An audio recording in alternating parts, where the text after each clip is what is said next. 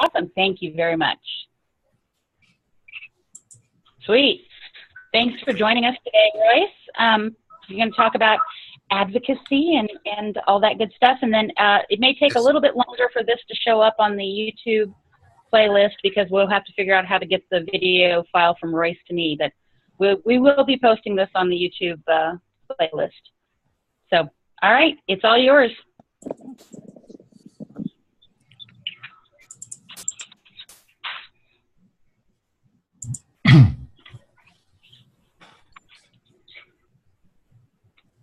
Just a second.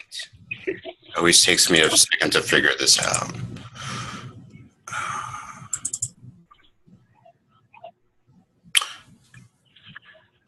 Nope. Hello, everyone. My name is Royce Kitts, and I'm the director of the Liberal Memorial Library. And I just wanted to thank Robin Hastings from Northeast Kansas Library System for inviting me here today to have the opportunity to talk to you about advocacy. I hope that I'm coming through okay. I'm getting a little bit of feedback, so that usually is because someone has a microphone on. And if you wouldn't mind muting your microphone, that'd be great. But what I'm going to do is I'm going to just walk you through some of the real basics and then some of the things that have worked for me in my career as a librarian. I'll have to admit, when I used to hear the term advocacy quite a bit when I first started. And, you know, it seems like it's a really simple word, but it just never really made sense to me. And as an employee is what I considered like a low-level employee for quite a few years, it felt like. Starting off on the book van, I was like, well, what is it that I can really do to talk to people about why the library is important? And, you know, when I finished my master's degree and became a library director at Tonganoxie Public Library, was in about 2008. And if anyone knows anything about the economy in Kansas, we know that, you know, it's a heavy phase from always feeling like we have enough money to not enough to, oh God, where are we going to get money to even stay open for the next few months? So one of the good things that I think that we should be a little bit thankful for as we head into the discussion of advocacy, though, is how Kansas libraries are funded. And it's important to remember that, you know, thankfully to the political foresight long before our current time, that it was created in the statutes mechanisms to keep us funded for the long term. So I've tried to credit all the sides that I've used. This one is from the Plains Dealer in Ohio. And what's really funny about this picture, I think, is this is actually mainly employees. So it's not like there was a community protest. But the thing that I liked about this photo, it reminded me of something that I saw on Facebook the other day about the Lawrence Public Library, where they had one of their librarians lead a parade over to City Hall. And just seemed like just such a wonderful idea. So let's go ahead and get started. You know, that first question is what is advocacy? And I think everyone has a different definition, but what I was going to do is lay out, you know, a few definitions, and hopefully one of those becomes something that gets ingrained into your brain, and you're able to kind of run with it from there. So this is a picture of me and Representative Francis. He's our local representative, also happens to be a Rotarian. So when he's not in Topeka, I see him once a week and get to have lunch with him. And he's a huge library supporter, so we get to talk about the library quite a bit. It's really exciting. As you can see there, advocacy is about getting support from those who are in a position to help you in your library.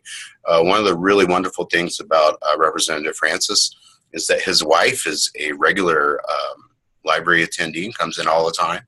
It reminds me of that James Carville and his wife. Representative Francis is a Republican, his wife's a huge Democrat, but they both come together on this issue of the importance of libraries. And if you see this card right here, he was a little embarrassed to tell me that he didn't have a library card. So the first thing that we did when he came in was get him a library card. So this is actually him holding up his first library card. His daughter is also a librarian at Lawrence Public Library. So in the last couple of funding discussions that we were having up at Topeka, he was actually hearing it from a lot of different people.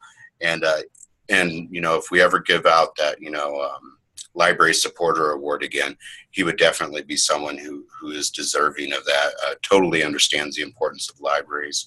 When he came to visit the library, we hung out for about an hour, and it was a really good time, just a really nice gentleman. Advocacy is the act of pleading for or supporting a change in an existing system which will produce results that are permanent and will benefit future users of the system. I wish I could remember where I stole that quote from. It sounds like something I might have gotten from ALA. It has a very technical definition right there. But this picture right here is one of me and my state senator, Garrett Love, represents Southwest Kansas out here. He's a big agriculture guy, but he, you know, the thing that I love is when I speak to politicians and they just get it about why libraries are important. For him, he lives in a town of about, I want to say 500, and it's a very active library in Montezuma.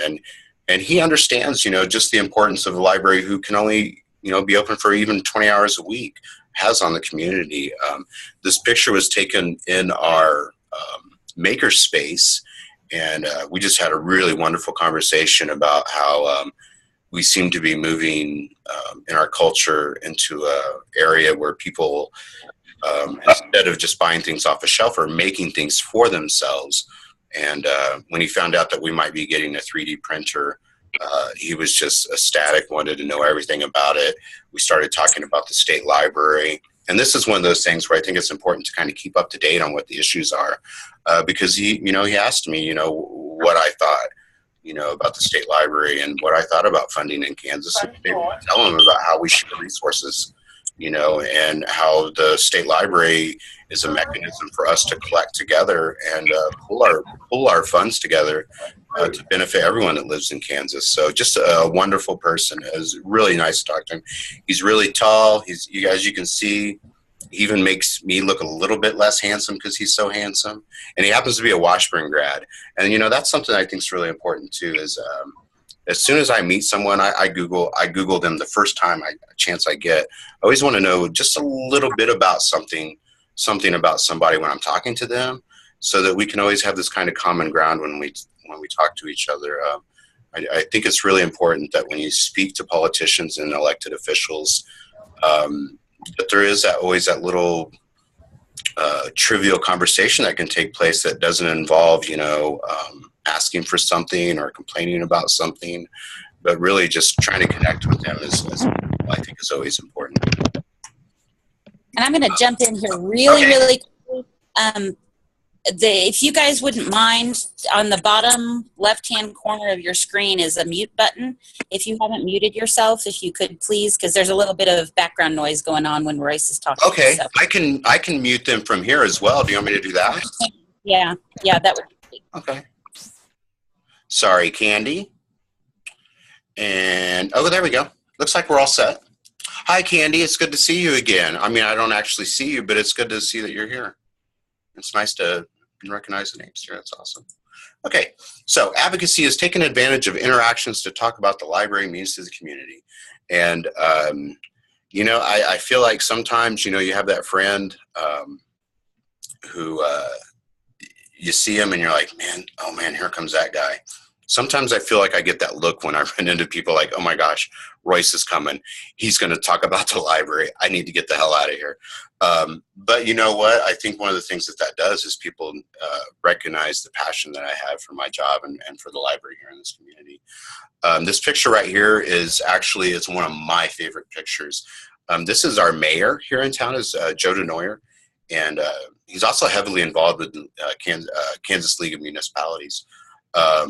But he is the morning DJ here in town. His radio show runs from 8 to noon, and the library has a radio show once a month, the third Friday, and he'll bring us in and talk for about 30 minutes. There is no bigger advocate for the library in our community than Joe. When I lose track of what I'm talking about or I can't think of anything to say, Joe jumps right in and starts talking about how awesome audiobooks are and story times and coloring pages. He is someone who loves kids quite a bit. You know, he had all of his kids about 20 years ago, and then just within the last 5 years started adopting kids too. So he's like on his second little family. and just a huge library supporter, and always nice to have him in our corner. Anytime we need something, we can call up the radio station and say, hey, can we get a spot? Can we record some public service announcements? So just a really huge supporter of the library. Nope. There we go.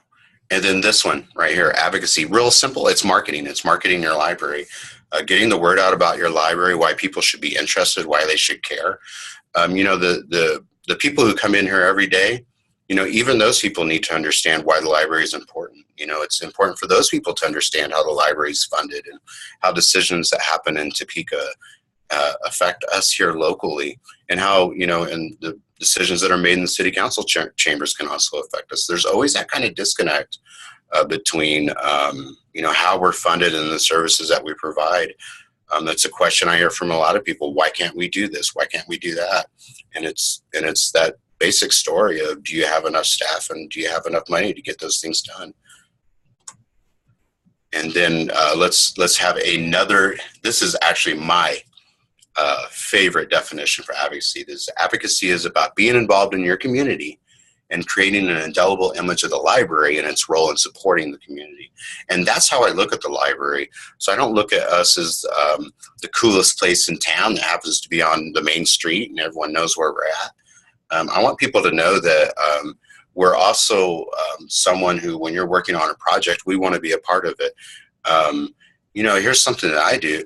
If there's something happening in town and I'm not invited, I take it personally. I am a little bit insulted, you know. I'm just like, well, why aren't we a part of that? So I think that's kind of the mentality that we need to have, is like, if there's a table, then there should be an empty chair for the library to fill. You know, we should be a part of it. We have a lot of the skills, you know, that I think people are looking for. You know, it's amazing. We get into the library and we think that everyone thinks a lot like we do. You know, it would surprise many of you to know that not everyone's good at getting information, right? And that's one of the things that the library is really good at. Not everyone's good at pulling information together and being able to create brochures. And you know, those are some of the tangibles that other organizations in town appreciate when the library steps into that role of being a partner in community initiatives.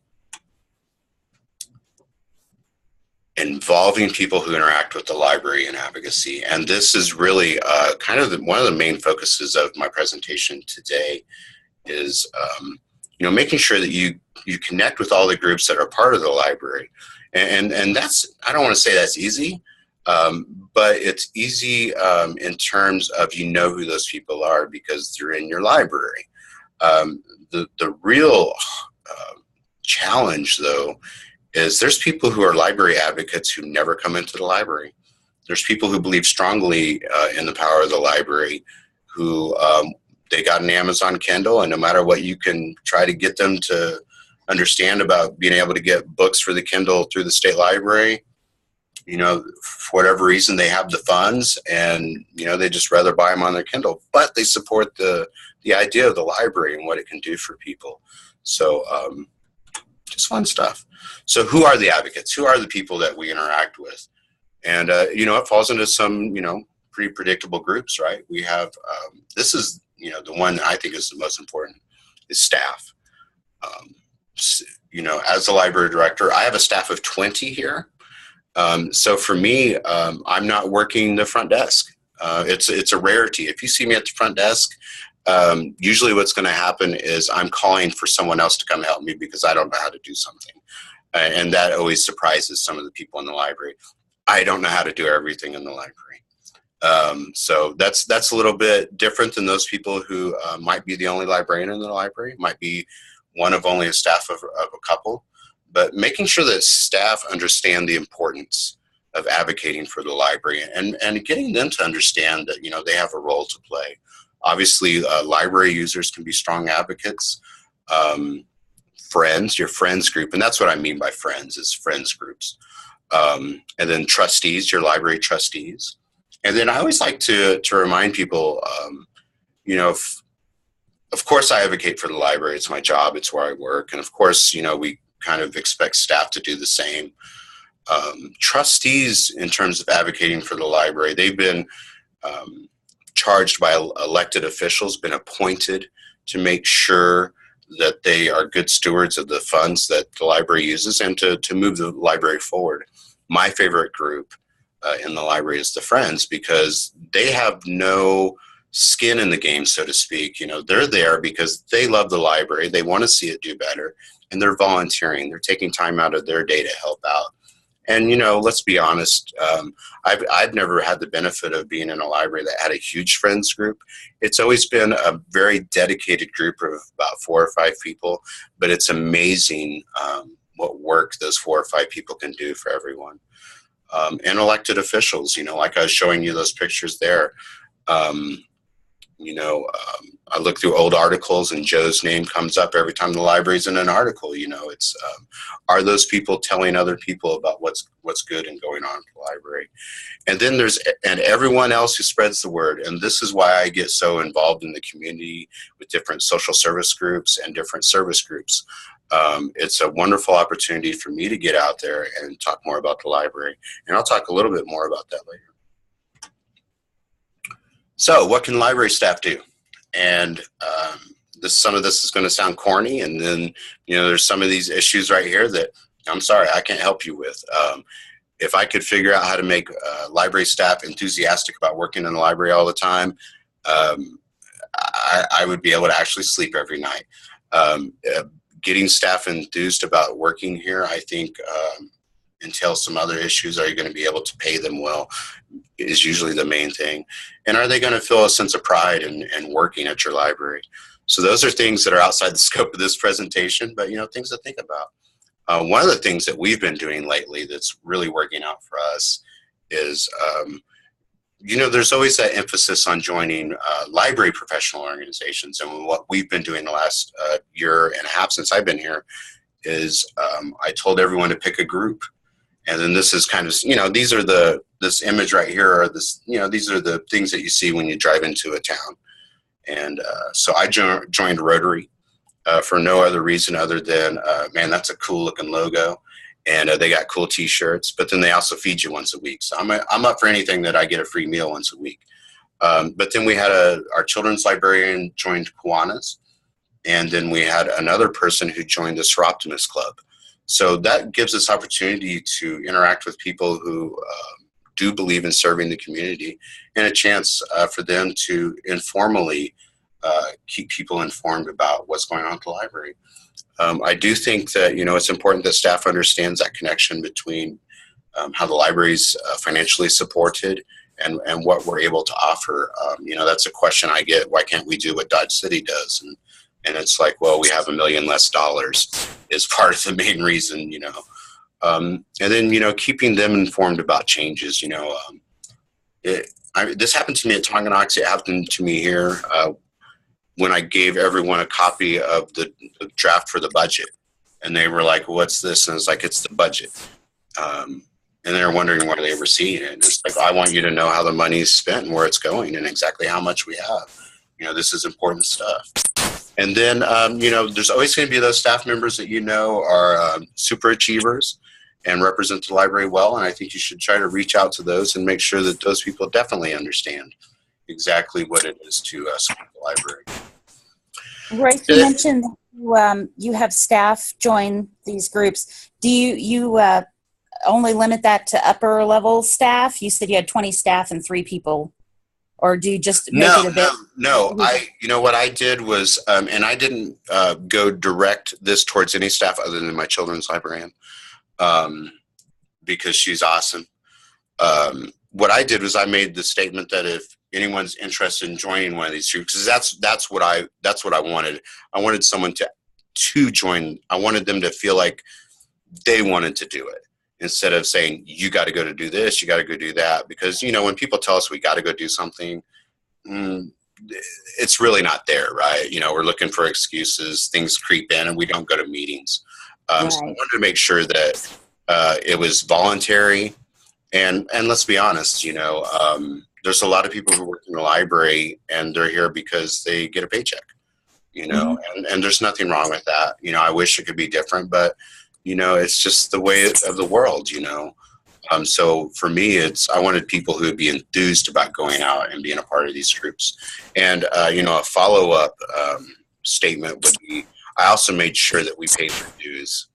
Now, some groups have foundations, and we don't pay any foundation dues for those groups, but we do pay your basic membership. So it just seemed like a good thing. We had lots of extra money left over in our professional memberships, so we were able to funnel some of that money in that way. And my board president, he's a really stand-up guy, and he's like, as long as they only join one, I don't think there's a problem. He's a Kiwanis, so he was a little upset that I didn't join Kiwanis. But the good thing too is all these groups, they're just like library associations. They are struggling to get members. So when they find out that someone new is coming in, they love it. These are two of my staff members right here. I actually took this picture. Rhonda McReynolds at Tonganoxie and Linda Hancock at Tonganoxie are super sweet and dear to my heart. And always, you always want to have those staff members that when you're not there, that they're going to hold the fort down and they're going to get things done.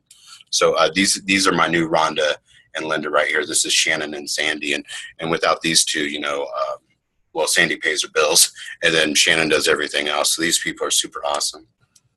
This is my library board right here.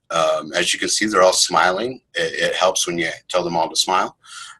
Ken is the guy who's the second on the left there, and he's the one that hired me, and we make a really good team. And that's, I think that's something that you don't hear a lot about in libraries, is the idea that the board president and the library director are a team. He comes in probably once or twice a week, and we sit down and we talk about the library. It's always a little kind of awkward because I feel like we should hug each other at the end because we have such a good time talking about the library. But he's a super awesome guy. He also helped me find a place to live when I first moved to town.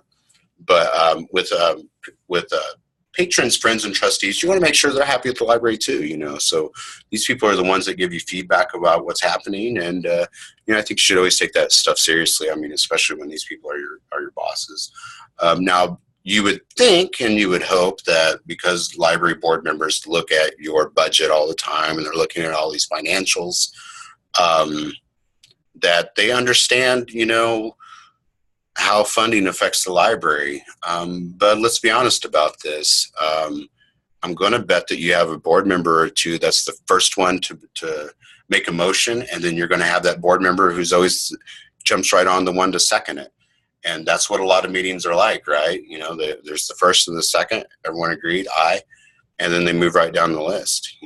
For some board members, they were attracted to the library board by the understanding that you only met once a month, and hey, it ain't that hard to work. The thing that I like about my library board is we don't mind pushing some work onto them and getting them to work a little bit harder.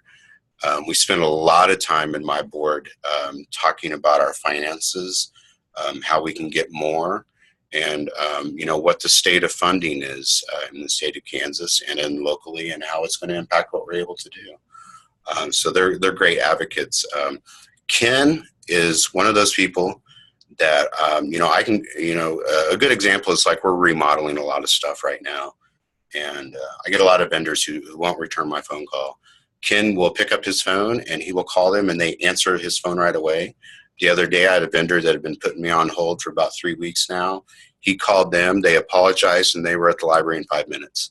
So Ken is a great person to have on board. And when it comes to talking about the library, he's top notch. Because, these people that are elected here in town and in Topeka, well, they're his friends. Elected officials. Decision makers may support the library in spirit, but may not realize all the potential benefits a well-supported library would have for the community and its people. And this is so true. I remember when I was at Tonganoxie, I had the privilege of having, I had a meet and greet with some politicians, and I had our state representative at the time. Her name rhymes with Connie O'Brien. And she came in, and I told her all about the wonderful things that the NEKLS provided, and at the time CanRen, in terms of the internet connection. And her statement at the end of it was, well, it's too bad there's no money for that. So she seemed really on board with what we're able to do at the library, but not understanding that, you know, we actually do have to support the library if we're going to expect them to serve the community and the people in the community. This is another picture of our mayor, Joe, and the picture is carefully cropped so that you don't see that that's the only kid he's reading a story to. And this is what I like about Joe so much is we had advertised it quite heavily. He was only available to come in Tuesday at noon. We don't get a lot of parents coming in with their kids during the noon hour. One kid had showed up, and Joe was like, all right, let's read the kid a story. So it didn't faze him whatsoever. You know, the thing about Joe is he's just willing to serve and willing to help out the library in any way. He's a great guy. But anytime you can get an elected official in your library reading a story to kids, that's gold. One of the things I think is really important, and one of the things I'm part of the Government Affairs Committee here in Kansas through the KLA, and you know, something that we spend a lot of time focusing in on is how to contact your local officials. Granted, we're librarians, but you know, this can be kind of tough for people. And one of the things that I think is important is that you have that address really as handy as possible. For me, it's right over there on my filing cabinet. But I also have their email addresses in my email, and you'll probably find the email is usually the easiest way to contact your local officials. But I'm also really aware of the session calendar for when they're going to Topeka and when they're coming back. The really good thing about Representative Francis is he usually lets me know when he's coming back, and since he's a Rotarian, when he comes back to the Rotary meeting and gives us a rundown of what's happening in Topeka. So just a wonderful thing. Get those people in the library. You know, I have all kinds of swag here in my office that I like to give them. I extend that invitation and just try to make sure that they get a tour of the library, either through meet and greets, you know, once a year, or just picking up the phone and showing them something new and awesome that you have. That's why one of the reasons we're really stoked about getting a 3D printer is everyone's eyes light up, and we're going to have an open house for that, and every person who's ever gotten a vote by anybody here in town is going to be there. This third item is one that I think is really important. Get to know them before you need something and before they make decisions. I think this is the same with everyone, you know, in any kind of interaction. I want to get to know them on a somewhat personal level, be able to talk about things without going right into a want. That's the beauty of being a smaller town. There's about 21,000 people that live here in Liberal. You know, have these opportunities to get to meet people. It's not a large town, so people don't have a lot of time commitments. So it's a wonderful thing. I encourage everyone to join Can Libel. I know it can get crazy. There's lots of posts on there all the time, but I do think it's important to pay attention to the efforts of the Governmental Affairs Committee. And you know, when they put out a call for you to contact to contact your state representatives and state senators, they mean it. You know, it's I remember having the chance to talk to Senator Tom Hawk, who represents the Manhattan area. And we were talking about politics, and we were talking mainly about, I said, does it matter if people call you? And he says, of course it does, because no one does. And I was like, well, what do you mean? He's like, well, you know, the thing is, here in Topeka, we get 10 phone calls. That's a big deal, you know. So never think that your voice is diminished because there's so few of us that respond to these requests to advocate for libraries. Understand that it doesn't take that many voices for these people to want to, you know, change their mind or to see what they can do to fix things. I've found that you know, a lot of these people really do respect librarians, and for some reason we seem to be a rowdy crowd and can get a rise out of them for some reason. I wish the educators in this state were able to do the same. And then let's talk about advocacy tools real quick. These are the things that are going to kind of the the ephemera, the things that you can show people to let them know how you're doing things at the library. And then, just how to kind of keep your name in front of them, annual reports. And I think these are really beneficial when you're talking about the numbers related to the library. And also in terms of, funding and what it's gone to spend. It's also a great way to include those really personal photos of kids enjoying a story time, adults making a craft, and then people using the computer to apply for benefits. All these kinds of things that people might think happen at the library. An annual report is a way to make it real tangible and let people know that, yes, these are things that happen at the library. I encourage all of you, if you don't right now, to go out and get some business cards. I go through, I've been here for a year, and I've gone through 1,000 business cards. I give them out all the time. I think there's probably quite a few coffee tables that are now leveled here in Liberal because of me. But a business card is a great way for you to spread the word about the library. And if you ever go to a place that has free lunches, it's a way to get free lunches. Okay, so fact sheets are another way. This is something where you can kind of boil down that annual report into a really kind of a simple bookmark that you can hand to somebody if they want some information about the library real quick. Press releases. I wrote that down, and we do a few press releases each year. But if your town is anything like mine, they are always struggling for content. So we have a local newspaper. And I just met the new editor the other day, and her first question to me was, is the newspaper treating the library good? And I asked her to clarify, and she's like, do we promote things that happen at the library? And she's like, I got a couple of teenagers. We need to go down there and get library cards, and I just want to make sure that we're taking care of you. And I let her know that, hey, you have this reporter there named Ellie, and, anytime we know that we're going to be doing some kind of big project, we'll shoot Ellie an email. She'll usually respond that, hey, I'm really busy. I don't know if we can do that. And then the next day she calls and schedules an appointment so that we can talk about that, and then it goes in the paper. We have the benefit of not a lot of news going on around here, so the library gets in the paper quite a bit. And depending on how long my weekly column is, you either get to see a big, huge picture of Royce or a bitty tiny one. Another tool is being able to summarize the library's importance to the community as briefly as possible. And we're going to get to talking about how to tell the library story here in a little bit. These are my favorite advocacy tools. And this is where, once again, I think the friends come in handy. All these things that you see right here were made possible by our friends group. If you look at this right here, prior to getting this logo, and let's do Spotlight because that looks cool. Let's see here.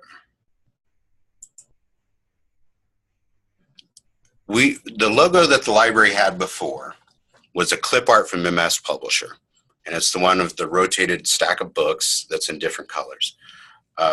When our Friends president came on board, she's like, we need a new logo for the Friends. So she connected with a college student at Sterling College, and we paid them about $200 to create a logo for us, and this is what they came up with. If you're not familiar with my library, there's a book, an open book front as the front of our library. So we knew it had to include a book, and plus we're a library. And then what's Kansas? You get two choices of flora or fauna to put on your logo. You either get to do wheat or you get to do a sunflower. So we opted for wheat. And this is what we had. And when I saw it, I was like, well, that would be really good for the library. So we're able to kind of duplicate that brand. And then on the opposite side of that coffee cup is that logo. This coffee cup, I got 2 full boxes sitting in my office right now. I've given coffee mugs to everyone on the city council, the police department, the fire department. I've taken them to the board meetings that I go to. And then, if someone comes in and there's some kind of issue with them getting a new library card, we iron out those issues, and I give them one of these coffee cups. It's a great marketing tool. We've bought enough of them in bulk that we can get the price down to about $2. I don't want to advocate for any specific company, but the name rhymes with Janway. And then, you can get these license plates right here from your Friends of Kansas Libraries. The lady who I would contact. Her name is Carolyn Little, and she's there in the office at NEKLS, and they have tons of these, and we sell them for about $10 a piece, and they look great on any kind of vehicle. They're going to increase the, oh my gosh, my phone's ringing, so let me turn that down. Pardon me real quick. I don't know how my phone works. All right, it's messaging now. Okay, sorry. So pardon that. And then we got these book bags right here. It's just going to keep ringing and it'll pick up on them. Sorry. So the good thing about these are these become really tangible. As I tell people when I give them this coffee cup, coffee tastes better in this coffee mug. And then what do we do with coffee mugs? We either drink coffee out of them or we stick a bunch of pencils in them. Either way, they're going to be sitting on a desk somewhere. And, you know, this is kind of our, I'm big on, you know, every library having kind of a theme, a slogan. So when I was at Tonganoxie, we adopted the world's nicest library.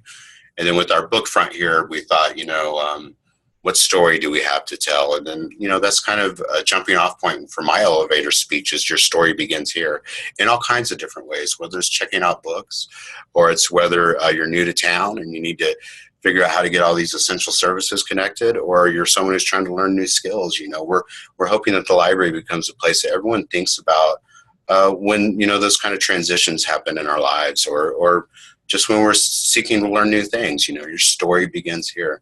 So I encourage you to, if you have a friends group, you know, ask them for some money to get some license plates. You can get them for $5 a piece through the Friends of Kansas Libraries, and then you can sell them for 10. And then you have $5 extra kind of going into the Friends. And then we have these wonderful bags here. So there's just a variety of ways that you can keep the library name out there. Okay, go. Okay, then more advocacy tools. Email newsletters, and what we use is Constant Contact. It's actually something you pay for. You pay for every single email address that they use in the system, but it allows you to craft a really nice newsletter. You can automate that newsletter and send it out. Constant Contact handles all the removal of emails. You know, you can unsubscribe at any time. Just another way that we get the word about. And there's a lot of reporting functions of Constant Contact, the same as well as with MailChimp and some of those other electronic newsletter companies. Just a good thing that we've found to be pretty successful. And you can include lots of links to programs and all this stuff too. And we always save a little spot for things going on in the community. So it is kind of doubles as a community newsletter as well. Like I said, we do newspaper articles. The library has a once a week newspaper article. And so we're always talking about programs. The children's librarian is usually talking about children's programs, or young adult librarian. You know, I mean, you get the idea. Our radio station will do PSAs for us. They've given us the format. We just write down the words and they'll put them on there and run them throughout the day. We get a monthly radio program. And, you know, Facebook, that's one of those things. Try to find someone in your workplace, if you can, who wants to do the Facebook. I'm kind of in charge of ours, but we also have the children's librarian and the young adult librarian who has access, so that I'm not the only one who has to generate content for that. And then you know, flyers. You know, obviously we make flyers from when we do programs. You know, that's how we get the word out and about at coffee shops and different places in town. But, you know, more importantly, not only is that flyer an advertisement for that program, but make sure your library's logo is on there. Make sure that people can see that the library name is on there. Because even if they're not going to the programs, it's important for people to understand that the library is doing something, right? And that, you know, your name is out there and that they see it, and then that the library's doing great things. I sit next to a guy, Pete Fredrickson at Rotary. He's never been in the library. But he always says to me, I hear good things are going on at the library. He hears these things because he reads the paper, he listens to the radio, he sees our flyers all over town. One of the things that we've started doing, and I just never thought about this until when we moved here to town, my wife became the drama teacher at the high school. And she was struggling to get the money together to get every kid a t-shirt. So I started reaching out to different groups. And we got almost all the money, but then we were short a little bit. And then the idea came up is, what if the library had an ad in the theater program at the high school? And they generally get about 150 to 200 people attending the show each night. So for the price of about $200, we were able to reach almost, I think, 800 people at the last show that she had. And we included the number that you could text to sign up for the email newsletter. So, just a good thing in order, to get the word out. You're reaching people who, might not be thinking that the library is going to be speaking to them in that environment. Okay, so now that you have these tools, what is the next step? So, I think first, why do libraries matter? And I think this is something that you should reflect on as a library director. These are some of the things that, or as a library employee, depending on what you do in your library. And these are kind of those, these are the things that we hear all the time. But, I think other than just looking at them and kind of falling asleep and moving on, we really look at these and think about, the role that we play in these 4 activities. But we promote literacy and education in our community. We bring technology and vital resources to our community. We are important to the growth and development of our children and community. And we empower community members. These sound like idealistic goals, but the truth is, you can find the different things that your library does that will fit into each one of these categories. For instance, empower community members. When you help someone who's never had to write a resume before because, they've had a job, out here oil and gas is tanking, we get cheap gas now, which means people are losing their jobs where I live. We went from having companies that had 40 employees to there's a couple of them that just have 2 employees now, and basically all they do is make sure things don't rust. So we see those people now, and they're putting together resumes for the first time in their lives because, it's amazing that, you think it's office jobs that require resumes now, but even blue-collar jobs, I remember when I was looking at the Manhattan paper, they were looking for painters at Fort Riley. They wanted you to submit a resume. I don't know what a resume for a painter looks like. Do they just send you to the house that they painted last? But, those kind of things really mean a lot to people. So just think for yourself about why you think libraries matter to your community. And then be ready to tell that library story. There's a variety of ways you can do that. Of course, there's statistics and stories. But, you do want to be able to, that elevator speech, but I hate that term. There's only one elevator in town. It's right behind me, and it goes up and down 1 floor. So I got 5 seconds to give an elevator speech in this town. For me, I usually, when I'm talking to someone about the library, I get about 5 minutes. So I have to have, quite a few things, on the agenda when I'm talking to someone. But, make sure that you have a good story, that you have a beginning, middle, and end, and that you have a good punchline. And for me, my punchline is, that's what I always say. It's your library. You paid for it. Get the most out of it. So something like that, let people know that, this is their library. Their tax money paid for this library. And it's always nicer when you're saying it versus when a patron is saying it. It's never good news, right? Okay, so what are the statistics? When I first got into libraries, it seemed like checkouts were the number one thing. We're checking out the most books. Per capita, our checkout is blah, blah, blah. I've noticed a trend, and that's checkouts kind of declining or not growing at the growth rate that we were seeing in the early 2000, 2001, 3, 4. But door count, the number of people that are actually coming in. Now, when we talk about door count, there's also that physical door count, but then there's also what I would call the electronic door count. And that's the people that are accessing our resources who don't step into the library. We have a lot of people who use our Zenio magazine service that don't come in. They're using it remotely. We have people who are checking out audiobooks through the state library. So, you have a lot of patrons who don't come into your library, be able to tell their stories as well. Return on investment.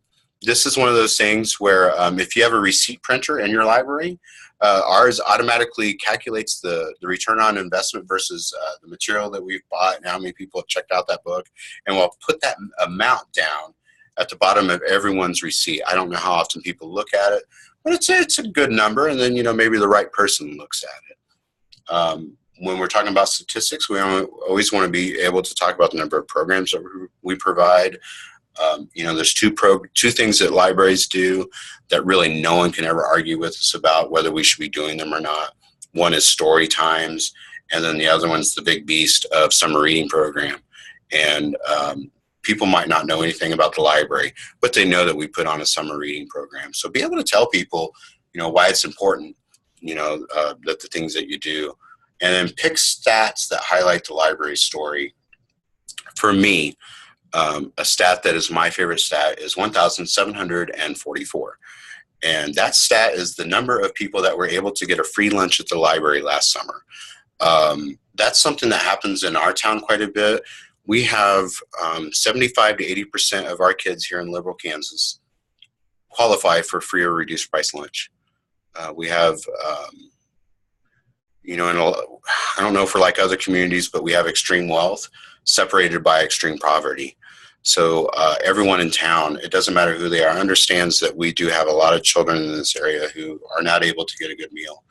And that's one of the things that a summer food program is really important for, and something that really touches me deeply as a person, not just a librarian, but the fact that we're able to help children out. And it becomes a really good reason for people to, think about whether the library is being properly funded or not, because we are able to provide a venue and staff to make these things happen. One of the things I'm actually kind of, as a side note, excited about this year, there's no summer school because we're building too many new schools down here. So they've closed all the summer schools down. That means the library is going to be the only place here in town that you can get a lunch if you need it. So we're going to expect to be seeing a lot of kids this summer, and we're super stoked about that. And, damn sure we're going to let people know that this is what we do. So that's what I think you should do too, is be able to determine, how much of the quantitative, the numbers versus the personal stories. And, have a good blending of those so that, for some people it's the personal stories that matter. And so for some people it's all numbers, but be able to create a message that's blended, that speaks to a variety of people. And then, tips, right here, I think we can all understand these, is, let me go ahead and turn that off because that's now annoying me. Tips for telling the library story: deliver it with passion. Tailor your message to the audience. I mean, that's one of the things I think it's important to get to know people. Once you know people, you get an idea for what they want to hear. When you know that a council member is someone who's extremely focused in on money, then you talk about how that money's getting well spent. If you're someone who's hoping that you are helping kids be able to learn how to read, then you highlight the importance of that summer reading program and how it can help kids become better readers. We try to keep our message here community focused and highlight the fact that we do help out with a lot of social service organizations here in town, and service organizations as well. And then be personable, try to make your, that's one of the things that, like, for instance, Senator Marco Rubio got in trouble quite a bit during the primaries for sounding robotic when he was talking about his talking points. Try to be more personable than that. Try to make it sound like it's coming from the heart, and try not make it sound like it's not some kind of memorized speech that you're giving. Now, it's always kind of hard to be traveling with handouts, but that's one of the things that I do when I do know that I'm going out to a group and then there's going to be lots of people there, is I'll come in with flyers and stuff like that and talk about the library and highlight some of the things that we're doing and give out some flyers. It's a great way. And then this last one, this makes me think of when I was a library director down in Tonganoxie, or up in Tonganoxie. I was going into the store. I'd only been a library director for a couple of months. And then I'd worked in Manhattan before, but I just didn't know. I didn't run into a lot of my patrons. And then the person apologized for having a late book while I was walking into the grocery store. So, that's something to remember, is even when you step out of the library, everyone else in the town that knows you from the library, they're still thinking you're a librarian. And I'm always, ready to talk about the library. I talk about the library all the time. When I run into new teenagers at my wife's school, first thing I ask them is, when's the last time you were in a library? Do you know where the library's at? Just always be ready to talk about the library. And let's see here. Okay. And then it looks like we're closing in with maybe, I'm not exactly sure how good my clock here is. I'm showing 1:53, so I'll kind of try to get through these real quick. Here's some ideas. It's kind of a bucket list of some ideas here. Take part in projects that highlight the library's place in the community. Partner with community groups. This tough one right here. Attend city council meetings. Granted, they're used to seeing us when the budget comes out, but they might want to know what you look like when you're not there. One of the things that we try to do when we do a big, huge program is our city's big on proclamations. So we try to get a proclamation read at the city council meeting. For instance, we do a Children's Healthy Fun Fair that draws in about 500 kids each year. And the mayor will read a proclamation announcing the month is National Health Month here for the city of Liberal. So having those kinds of things that, kind of talk about the library and the city council meetings are pretty cool. Communicate with local officials and legislators, like I said. Make sure that you know them before you need something. Participate in library legislative days. Recruit others to spread the word. Start a friends group. It's the easiest thing that you can do. It's hard work, but starting is pretty easy. But it becomes a mechanism for to be able to raise some funds. It also gets another core group of people into the library where you get a chance to educate those people on what the library does. And then this is also another one. I wish I knew everything. I mean, I'm pretty close. I'd say 99%. But talk to other libraries in your areas about how they advocate for your library. Talk to other people about what's working for them and what's worked for them in the past. And that's one of the beautiful things I think about being a librarian. So we're so open to share, and we're so willing to talk about what it is that's worked for us. And I encourage you to reach out, and especially in those times when messages go out on Ken Libel about contacting legislators. I always think it's important that everyone in your area contacts them as well. And then, when you do send out that email to a legislator, go ahead and go on to your systems list. Like we have a SWECLS list down here for Southwest Kansas. And when I write a letter to Senator Francis or Representative Love, I'll post that letter to my list, because here's the thing. For some of us, it's really easy to contact these people. For others, it's a difficult thing. And when you might be the only person working in your library that day, when do you have the time to craft a letter? If you do have the time to craft a letter, share it so that other people, and let people know they can use any part of it they want, so that they can, quickly send off a message to someone. So just kind of be thinking about your place in the whole advocacy puzzle, and not only about advocating for yourself, but helping other people advocate for their libraries as well. And then, so I'll just leave you with these final 3 phrases. Get out there. Don't be afraid to get up out of your chair and go talk about the library. I'm a librarian because I love it. Librarianship has ruined me for doing anything else. I get such a joy out of being a librarian. And, I let that joy show when I'm talking to people about the library. And then just spread the word. Don't be afraid to talk about the library. It's not going to hurt anyone's feelings. The only thing that might start happening is people see you and they turn the other way and run. So I have some time for some questions. I'll go ahead and unmute some microphones.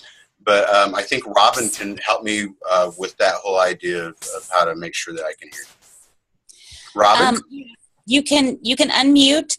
The only thing that has come up on the chat so far is someone, Candy, actually asked if we could get a copy of your slides to share with their boards. So of course. And in fact, that's one of the things, even though I live out here in Southwest Kansas, I travel to Manhattan, Kansas a lot, and I go to Kansas City every so often. And I'm always willing to come and talk to anyone about advocacy. I'm also on the Friends of Kansas Libraries board. So I'm always a big fan. In fact, one of the things that we just did down here is I paid for a membership for the Rolla Library, so that they could start a friends group. And then I'm going to go down there and help them get one started. So I'm always willing to come out and talk to friends groups or library trustees. Usually the only thing I ask is that you give me some food, and it doesn't really even have to be that good, but I'm always up for a free meal. So, and then I love Northwest Kansas, and it gives me, You know, if we set up a time to talk to a board or some friends, it just gives me another opportunity to drive across Kansas, the state that I love, you know, and no matter what happens in Topeka, that's one of the things that they can never do to us, right? Is they can never take away from us the fact that we love where we live. So I'm always willing to travel. So did anybody else have a question for Royce? I show we've got about 2 or 3 minutes. So.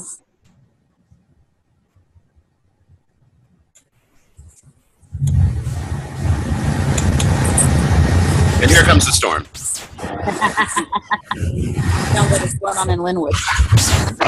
Okay, well, with that, I will go ahead and leave you. And I just wanted to say once again, thank you so much, Robin. This exercise of putting this presentation together and thinking about advocacy for the last few days really kind of recharged my batteries. And I think that's one of the really cool things about advocacy. You know, it takes a lot of hard work, but when you hear a politician say something really positive about your local library, it makes us feel good. It makes us feel like we're being listened to, and I just always encourage you to do that. So with that, I'll go ahead and leave you. I hope that you and the ones that you love stay safe tonight, and I look forward to talking to you again. Thank you very much. All right, well, thank you, Royce. I'm getting a bunch of thank yous in chat, too, so thank you from all of us for doing this. And if you could just hit the end recording button, we'll be done. Or stop recording.